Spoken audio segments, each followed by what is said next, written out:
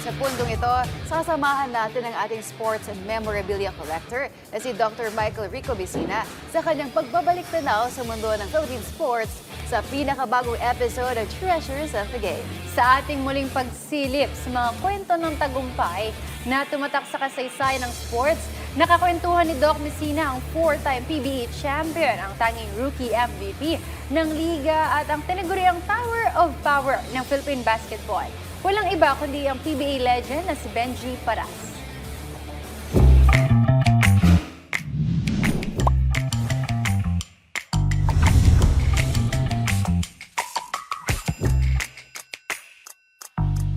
Magandang araw sa ating mga teammates at sa ating mga ka-treasures. Ako po si Doc Mico Messina at welcome po sa isa na namang episode ng Treasures of the Game. So dito, nagbabalik tanaw tayo sa mga tao, sa mga lugar at sa mga bagay na naging bahagi ng makulay na kasaysayan ng basketball dito sa Pilipinas.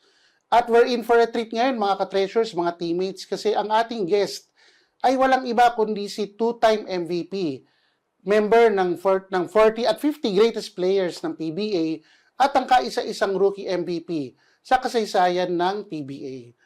Wala nang iba kundi si Tower of Power, Sir Benji Paras. Defense na dumisat nila. Pablo Paras is open. Yes! Paras inside the paint. Already with 18 points. Benji, magandang araw. Magandang araw sa iyo, Doc, at magandang araw sa iyong mga followers. Salamat. So, simulan na natin yung ating kwentuhan. Okay. Oo. So, paano ba, Sir Benji, nagsimula ang iyong basketball journey? Sino po ba yung mga naging instrumental na nag-guide sa'yo para maging isang basketball player from the first stage pa lang? Una sa lahat, giving credit to Coach Ato Badulato. When I started playing for San Beda at the age of 13 for the NCAA, nag-champion kami noon with my teammates, Ronnie Magsano, Eric Altamirano, Lindo Pumaren, Jerry Splana, and Maki De Hoya, na lahat nakapag-PBA. And then after that naman, syempre ang isa pang big factor sa career ko is Coach Jolie pa when I transferred to UP Diliman after graduating from San Beda. And then, ayun, nakapag-champion din kami during my rookie year. Yes. And then, of course, with my coaches, siguro yung one of the best coaches that I played for in the PBA, si Coach Perry Ronquillo. So, nabanggit nyo in an interview dati sa isang event natin, Sir Benji, na si Coach Jolie pa, no, let's go to Coach Joe, na isa siya sa mga pinaka-influential na tao na humubog sa iyong career. So bakit mo nasabi na ganun ang status ni Coach Joe sa ganun kalaki ang kanyang influence para hubogin ka to be who the player you are?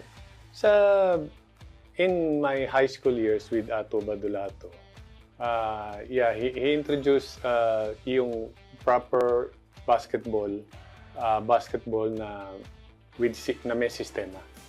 May play, merong defense, merong play sa offense and defense, may transition offense at transition defense. So yun yung na-introduce niya sa akin. Pero with Coach Jolie pa naman, ito na yung basic skills na hindi ko natutunan during my high school. Na tinuro sa akin na siya yung unang nagsabi sa akin, it's not because you're a center na you need to stay under the basket. You need to improve your perimeter shots or even your outside shots, and kailangan marunong ka rin magdala ng bola.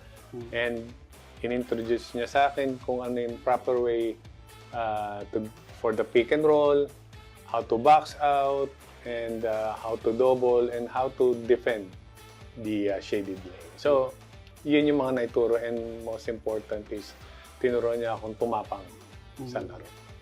Naalala ko pa yung yung standard na line ni Coach, pongalangala, di ba?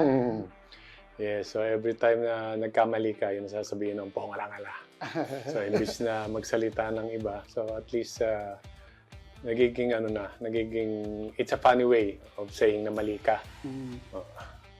So after your successful na college career, so di ba back then meron tayong mga amateur leagues like the PABL na naging PBL. So naglaro kayo, Sir Benji, sa Philip Sardines Yes. during that time. So paano sa tingin mo nakatulong or paano ka nahubog nung paglalaro mo sa PABL or sa PBL para maging ready ka na talaga na sumabak sa mga big boys sa PBA? Before we play for the UAAP during my rookie year in UP, that was 1986, we joined the PABL. Mm-hmm. So we were Converse Milkland at the time. Mm. And then, it's a big help na to be able to play with players older than you, way older than you, and yung physicality, most important. And then, yun yung nakatulong sa amin na to be ready for the UAAP. Dahil at that time, I was 17, and the players that I played against in the UAAP were like 20 plus. Mga grown men na. Yes. Oo. So, big advantage yung ganun. So, malaking bagay na nakatulong na nakapaglaro ko. And actually, during yung time na yung kasi they allow players to play outside the UAAP. During that time, 1986, we were playing for the PABL also. So sabay na yun, nag-UP kayo, And then, pero on the PABL. side, nagpe-PABL din. Yes, kasi sa amin, we want to play in the PABL. Of course, there is bigger allowance. Not like in UP at that time. Ang allowance namin nun is 1,000 a month. So, kahit papano, in the PABL at that time, parang nasa 1,500 or 2,500. So, malaking bagay. So, yun ang kaya pinapayagan nila. Hindi pa ganun ka strict at that time. Very lenient pa ang UAAP at that time. Doon sa stay mo sa PABL, doon sa Philip Sardines, sino yung mga naging paborito mong kakampi during your stint in that particular team? Marami. Actually, papalit-palit eh. Isa na rito is, of course, my teammate in UP, my older brothers na si Joey Mendoza, Dwayne Salvatera, Ramil Cruz, and my teammate, yung ka-batch ko, si Joey Guanyo. And then, dami. May mga nakuha pa kami, like sila sa FEU, sila Dodong Pustanes, sila Bay Padilla. And yung pinaka-paborito ko sa rito is si Ronnie Lucero. I don't know if you still remember him. We call him Aparador. So may nauna pa pala na El Aparador. Meron pa. Kay Meron Joel na. Duanan. Yes. Oo. So, yun yung mga, like, si ano pa, Epoy Halmasco and Oka Feliciano na sobrang tatapang maglaro, gagaling, and sobrang bait mga kuya ko na sobrang nakakatawa rin. So yun, given yung na-prepare ka with your stint in the University of the Philippines and also the PABL stint din. So, you were drafted number 1 no, in the 1989 Yes. na draft. Sino yung mga iba pang mga nakabatch mo, Sir Benji? At meron ka bang mga naaalalang notable memories nung dinraft ka sa PBA? Nung draft, kasi nung time na yun, wala pa yung drafting na tatawagin ka. Wala pa yung So, wala pa number din. 1 pick, No, hindi na, ganyan. hindi na. Wala pa pala. So, nagkasama-sama lang kami during the opening of the PBA. Kami mga rookies. So, nagsabay-sabay. I'm with Bong Alvarez, Nelson Asaitono, Bobby Jose, Ato Agustin, Zalderia Lubit. Sino pa ba yung iba? So, hindi ko na masyado, pero marami. So, yung mga batch na yun, actually, marami. Lakas, oo. Actually, yung team na yun, lalaban yun. Pag pinaglaro Yes. mo yung rookie players na yun. Tapos, syempre, para sa ating mga teammates and mga ka-treasures, dun sa taon na yon 1989, napanalunan ni Sir Benji yung Rookie of the Year at MVP sa parehas na taon. So, ito, papakita natin sa ating mga ka-treasures. So, ito yung isang PBA annual noong 1989 to 1990. Tapos, yung isang feature dun sa cover niya ay yung pagkapanalo ni Sir Benji at yung pag-make niya ng history as the first and only rookie MVP. Yan. Ayan, ito Tama. Sir Benji. Tatandaan ko to. At yeah, believe it or not, ako yun.